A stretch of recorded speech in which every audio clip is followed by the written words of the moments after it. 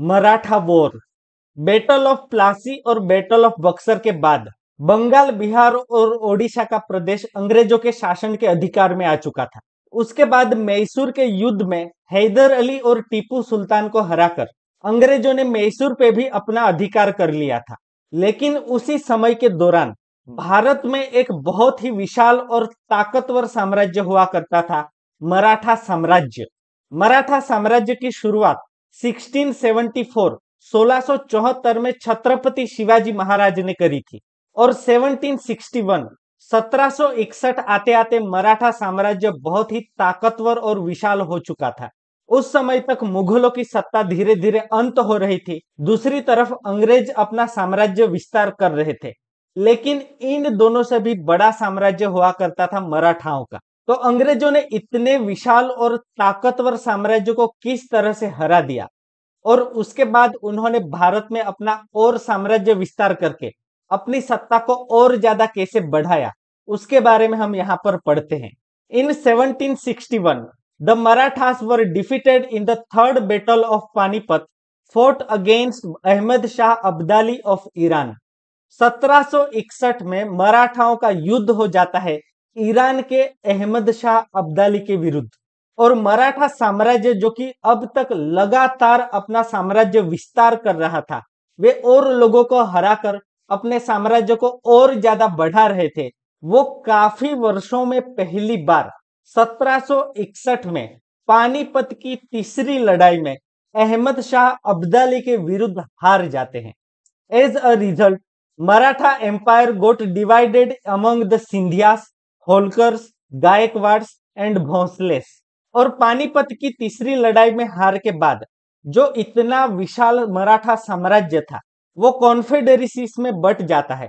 वो mainly 4 fractions में but जाता है और मराठा साम्राज्य के ये 4 हिस्से हुआ करते थे। सिंधियास ऑफ ग्वालियर, ग्वालियर जो कि वर्तमान में मध्य प्रदेश में है। उसके बाद होलकर्स ऑफ इंदौर, इंदौर जो भी हमें मध्य प्रदेश में ही देखने को मिलता है। गायकवाड्स ऑफ बड़ौदा, बड़ौदा जो कि गुजरात में है, वहां से गायकवाड्स रूल किया करते थे। और भोंसलेस ऑफ नागपुर, नागपुर जो कि महाराष्ट्र में है। तो इन 4 जगहों पर सिंधियास, होलकर्स, गायकवाड्स और भोंसलेस के द्वारा रूल किया जाता था। These dynasties were under the control of the Peshwa, supreme minister. लेकिन मराठा साम्राज्य के इन चारों हिस्सों पर ये जो डायनास्टीज रूल कर रही थी, उन सबके ऊपर हुआ करते थे पेशवास, जिनकी पोस्ट एक तरह से मराठा साम्राज्य में प्राइम मिनिस्टर की पोस्ट हुआ करती थी और उनके ऊपर हुआ करते थे Chhatrapati. Peshwas headquarter was in Pune. तो सिंधियास जो कि ग्वालियर मध्य प्रदेश से शासन करते थे, होलकर्स जो कि इंदौर मध्य प्रदेश से शासन करते थे, गायकवाड्स बड़ौदा गुजरात में से शासन करते थे और भोंसलेस जो कि नागपुर महाराष्ट्र से शासन करते थे। इन सबके ऊपर जो पेशवा थे उनका हेडक्वार्टर पुणे में हुआ करता था, जो कि हमें महाराष्ट्र में ही देखने को मिलता है। There were several wars between the Marathas and the British. और क्योंकि मराठा साम्राज्य बहुत ताकतवर था, अंग्रेजों की ताकत भी लगातार बढ़ते जा रही थी, मैसूर को जीतने के बाद वे और ज्यादा शक्तिशाली हो गए थे। तो एक युद्ध में इन दोनों साम्राज्य की हार जीत का फैसला नहीं हो पाता। तो मराठाओं और ब्रिटिशर्स के बीच में करीबन 3 युद्ध लड़े जाते हैं, जिसका परिणाम क्या आता है वो हम यहाँ पर देखते हैं। The treaty of Salbai 1782 was signed after the first war 1775 to 1782. Both decided to return each other's territories, thus no one was defeated. Maratha Wars किस तरह से लड़े गए थे और इनमें दोनों साइड से कौन कौन लोग इन्वॉल्व थे वो हम बहुत ज्यादा डिटेल में नहीं जाते हैं। मेनली हम फर्स्ट एंग्लो मराठा वॉर की बात करें तो उसकी शुरुआत 1775 में 1775 में होती है, जो कि 1782 तक चलता है। इस युद्ध में कोई भी स्पष्ट रूप से नहीं जीत पाता क्योंकि मराठा भी बहुत ताकतवर थे, दूसरी तरफ अंग्रेजों के पास भी मॉडर्न वेपन्स थे। तो इस युद्ध में दोनों साइड्स को काफी ज्यादा नुकसान होता है।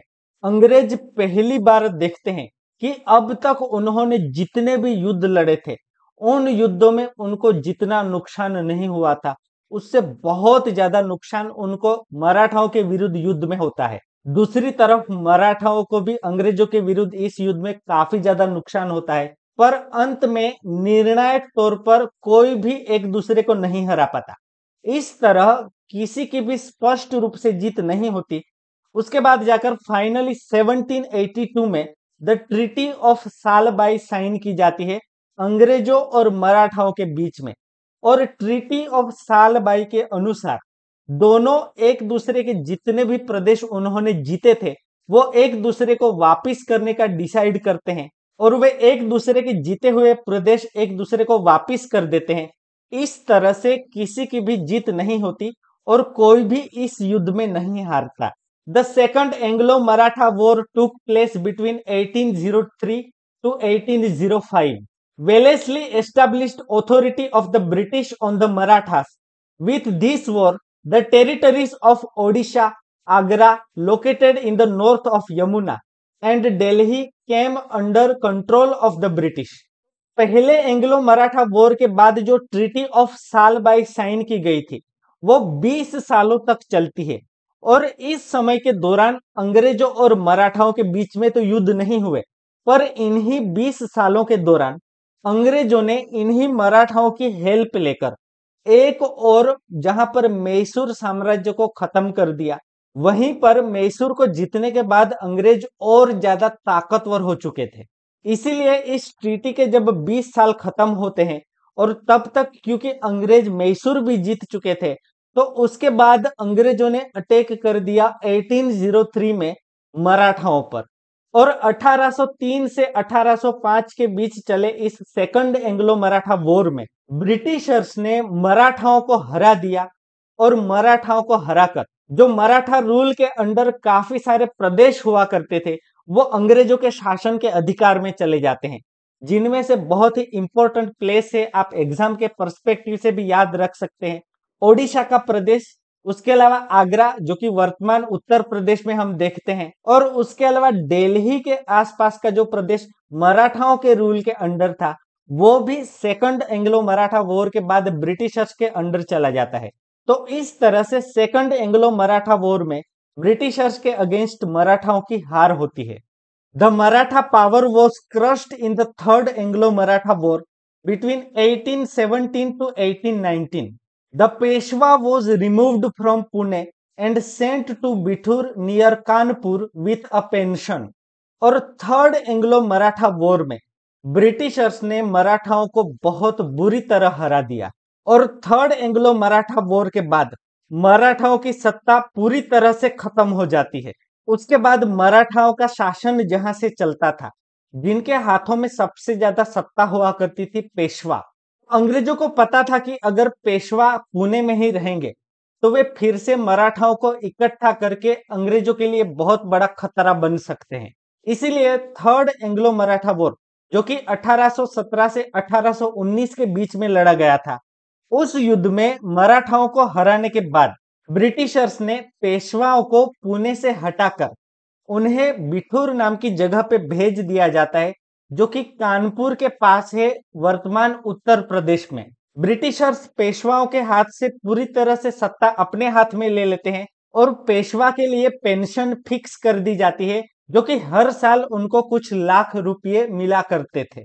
तो इस तरह से अंग्रेजों ने with the series of Wars एक के बाद एक 3 युद्ध लड़कर मराठाओं को युद्ध में हराकर उनका शासन संपूर्ण रूप से खत्म कर दिया।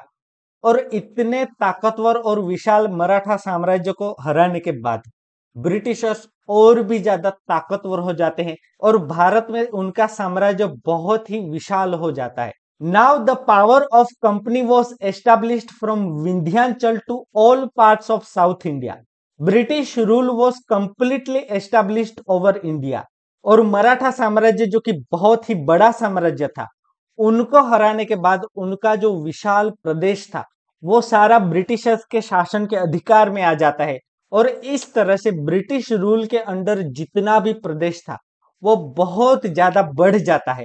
और विंध्याचल पर्वतमाला जो कि वर्तमान में हम मध्य प्रदेश, छत्तीसगढ़, बिहार, उत्तर प्रदेश और गुजरात तक देखते हैं, वहां से लेकर पूरे साउथ इंडिया के रीजन में अंग्रेजों का शासन एस्टेब्लिश हो जाता है। भारत का इतना सारा प्रदेश डायरेक्टली या इनडायरेक्टली ब्रिटिशर्स के रूल के अंडर आ चुका होता है और बाय 1818 1818 आते आते ब्रिटिशर्स पूरे भारत पे अपना शासन अपना रूल एस्टेब्लिश कर देते हैं।